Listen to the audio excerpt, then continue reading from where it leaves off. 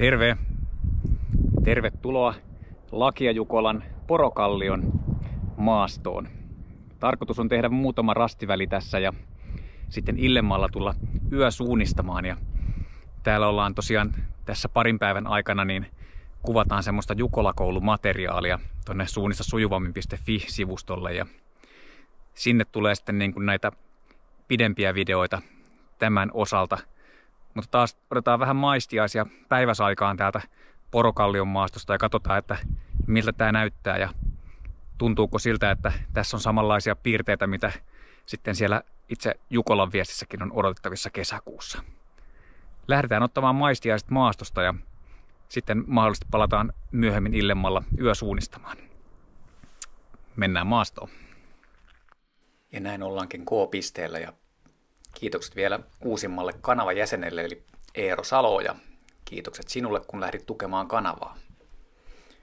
Sitten lähdetäänkin hölköttelemään kohti ykkösrastia ja meillä on tosiaan nyt vuorossa vain 3 rastia tällä lyhytvideolla tällä kertaa ja aivan samoilla reiteillä tuun sitten olemaan myös yösuunnistusvideolla, mikä on siellä Jukola-koulua varten tuli jo editoituakin. Mutta tämä oli mulle tämmöinen ensimmäinen maistiainen Porokallion maastoon ja tässä hyvin nähdään, kuinka tullaan tämän kuviorajan reunaan. Muuttuu tämmöinen mäntytaimikko tähän molemmilla puolilla tätä kulkuuraa ja aika semmoisia selkeäpiirteisiähän nuo kuviorajat on ja jos me nyt katsotaan tonne eteenpäin, ton taimikon takana näkyy jo tommosia korkeampia mäntyjä. Siellä onkin sitten toi seuraava kuvioraja ja suunnitelmana olisi mennä ihan tämän uran loppuun tuohon aukon kulmaan ja kaartaa siitä vähän tonne vasemmalle sitten, että ei tarvitsisi lähteä suoraan tämän taimikkoalueen läpi kulkemaan. Käytännössä sitä kulmasta sitten lähtisin aika lailla viistämään kohti tuota rastia. Ja tuo rastihan on tommonen aika laakeapiirteisellä avokallio mäkialueella, hieman siellä mäkialueen takaosassa pienehkö kalliokumpare, jossa on yksittäinen jyrkänne. Olisi tärkeää löytää semmoinen oikea korkeusasema tuossa rinteessä ja nyt tultiin tähän aukon kulmaan ja on tämä pieni kärrypolku lähtee tänne ja otettiin muutama metri sitä pitkin ja sen jälkeen sitten lähdetään leikkaamaan tuonne rinteen suuntaan. Nyt me voidaan hyvin havainnoida tuonne eteenpäin. Me nähdään tuommoisia pieniä kalliomöykkyjä tuolla edessäpäin. Siellä on itse asiassa noita kiviä, mitkä näkyy tuossa etuoikealla. Osa niistä on kiviä ja osa on tämmöisiä kalliokumpareita. Nyt ollaan aika lailla tässä selkeän pitkulaisen kalliokumpareen päälle noustiin. Mä jotenkin muistan sen, että mä en ehkä kuitenkaan lukenut niin aktiivisesti näitä muotoja tässä. Ja tässä videolla tuun myöhemmin myös kertomaan sen saman asian, minkä nyt voin todeta tässä, että itse nyt olen oppinut sen, että jos mä oon juuri käynyt suunnistamassa ja ahnehdin ja teen uuden suunnistuksen heti perään ilman ihmeempiä lepäilyitä, niin semmoinen oma suunnistusajattelu on kyllä hieman väsynyttä ja silloin altistan itseään helpommin virheille. Tässä kuitenkin nyt sitten kompassilla etenen ihan sujuvasti rastia kohden. Katsokaapa kuinka tasasta tämä maasto on tässä. Pää hieman hakee tuossa ja havainnoi, että aivan loivaa rinnettä tonne vasemmalle alas kyllä on.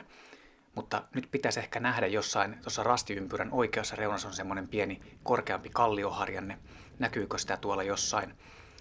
Taitaa pikkasen kajastaa tuossa etuoikealla nyt tommonen, ei sekään kauhean korkea kukkulaa, mutta aika vaatimaton, mutta selvästi niin kuin maisemasta poikkeava. Ja katsoin, että onko se jyrkänne tässä jossain ihan vieressä. Ja siellä oli niin pieni lippu, että mä en nähnyt. Se rasti on tuossa vasemmalla puolella, oli noin 10 metrin päässä. Ja mä hieman tulin tähän kalliokukkulan päälle tähystelemään, että miten tämä mäkimuoto tässä oikein menee.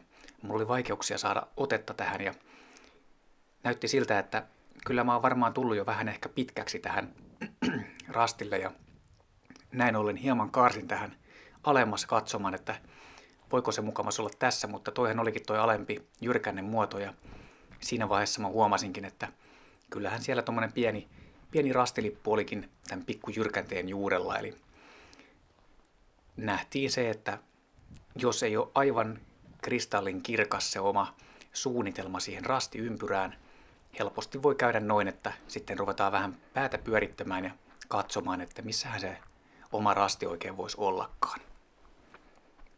No, katsotaan miten seuraavalla välillä tulee käymään tässä.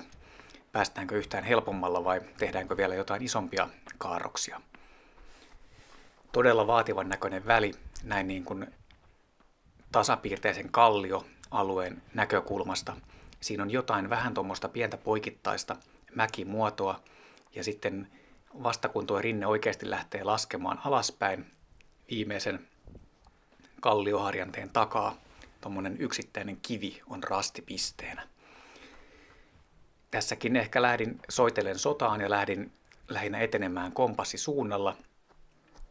Ajattelin, että ehkä mä näen tuosta jotain tuommoisia kalliomuotoja, jyrkännemuotoja ennen rastia.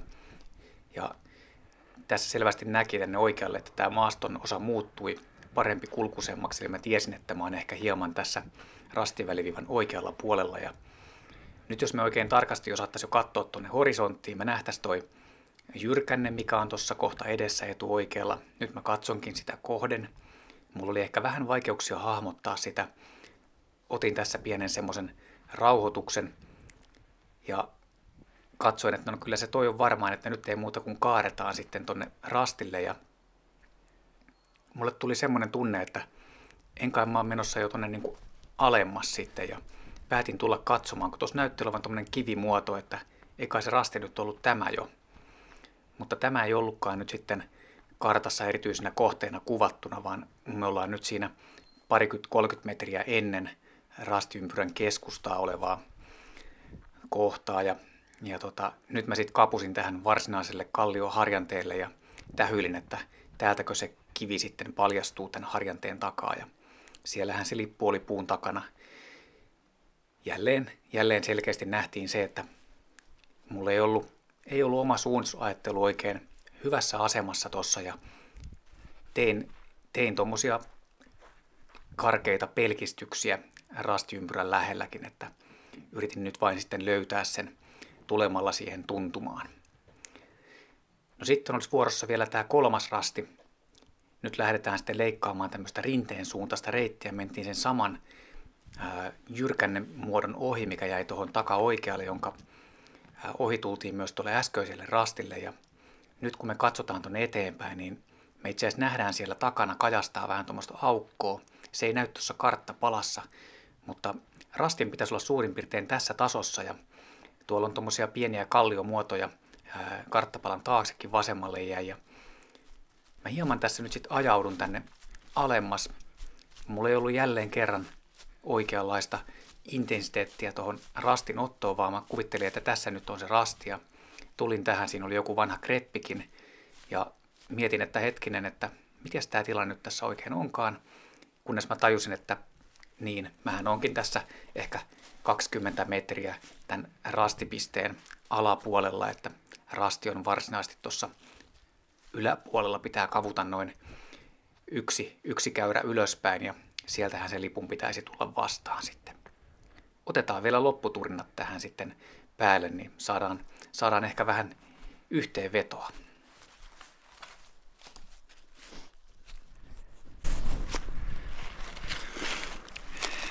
No niin, 3 rastia ja 3 pummia.